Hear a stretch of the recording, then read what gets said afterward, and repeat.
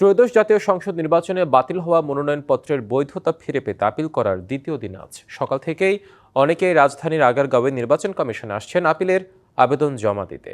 সোমবার প্রথম দিন ৪২টি আপিল জমা পড়ে এবং আজও একে একে আপিল জমা দিচ্ছেন প্রার্থীরা।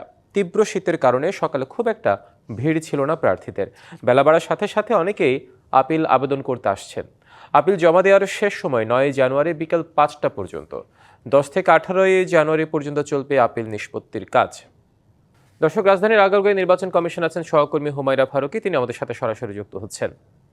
হুমায়রা, সকাল থেকে এখন পর্যন্ত ঠিক কতজন আপিল করলো সেখানে, আর সব দিক কেমন দেখছেন সেখানকার, জানাবেন আমাদের।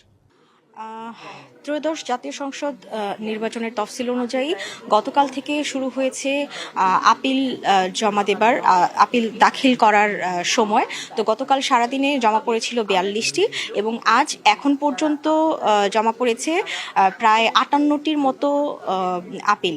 এবং প্রার্থীরা এখানে সকাল থেকে আসছেন, তবে সকালে প্রথম দিকে শীতের তীব্রতার কারণে প্রার্থীরা খুব কম এসেছেন, তবে বেলা বাড়ার সাথে সাথে প্রার্থীদের আনাগোনা এখানে বাড়ছে এবং তারা প্রত্যেকেই এখানে এসেছেন তাদের মনোনয়নপত্রের বৈধতা ফিরে পেতে।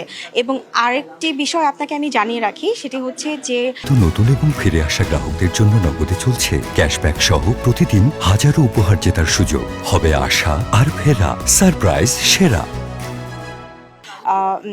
৩টায় প্রধান নির্বাচন কমিশনার এএমএম নাসির উদ্দিনের সাথে জাতীয়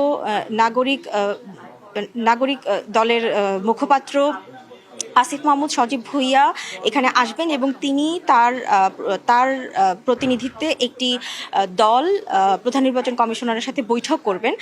কিন্তু তারা কি বিষয়ে নির্বাচন কমিশনারের সাথে কথা বলবেন সেটি আমরা এখনো জানতে পারিনি। বৈঠক শেষ হলে তারা যখন ব্রিফিং করবেন তখন নিশ্চয়ই আমরা জানতে পারবো যে তারা ঠিক কী বিষয়ে আলোচনা করেছেন। তবে আমরা যেটি প্রাথমিকভাবে বুঝতে পারি সেটি হচ্ছে নির্বাচনকে সামনে রেখে এখন তাদের কোনো প্রার্থীরা তাদের বাধার সম্মুখীন হচ্ছে কিনা, বিভিন্ন আসনে তাদের প্রার্থীদের যেই আপিলগুলো তারা করতে আসছেন সেখানে তারা কি আইনশৃঙ্খলা পরিস্থিতির কোনো অবনতির কোনো দিক তারা তুলে ধরবেন কিনা, তারা অন্য কোনো সমস্যার কথা এখানে বলবেন কিনা, বা তাদের কোনো অভিযোগ আছে কিনা, বা প্রধান নির্বাচন কমিশনারের কাছে তারা কোনো নির্বাচনকে সামনে রেখে পরবর্তীতে আপনার কাছ থেকে আমরা সে বিষয়টা জানতে পারবো। আমরা সে যুক্ত হওয়ার জন্য ধন্যবাদ।